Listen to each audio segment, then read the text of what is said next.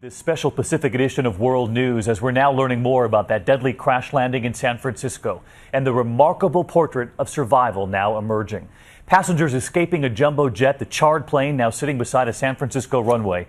It happened just before noon Pacific time. Eyewitnesses describing the angle of the plane as it was coming in, a sign something was terribly wrong. The nose of the plane far higher than the tail, then the flames, the smoke after smashing into the runway. The view from the ground showing the frantic rescue effort, those emergency chutes inflated, passengers coming off the plane as rescuers arrived.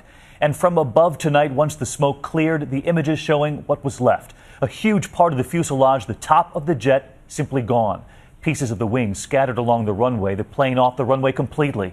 And here is the latest at this hour. It was Asiana Airlines Flight 214 from Seoul, South Korea. 307 people were on board, 291 passengers, 16 crew.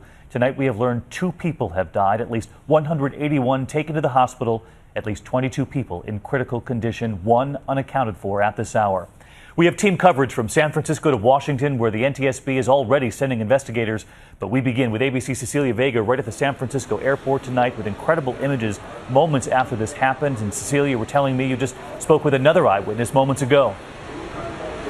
David, the stories, these images, they are all, as you say, absolutely incredible. And we are learning more about the passengers who were on board. We now know 61 American citizens were on board this flight, a number of other passengers from China as well as South Korea. And as you said, authorities continuing to update the numbers at this hour. We now know just 1 person remains unaccounted for. This plane is absolutely demolished. The smoke was billowing in the air. This flight was just on fire. And authorities are telling us it hit the ground with no wheels. As you said, I spoke to a witness who saw this happen. He was watching planes land on this beautiful day in San Francisco from a beach across from the airport.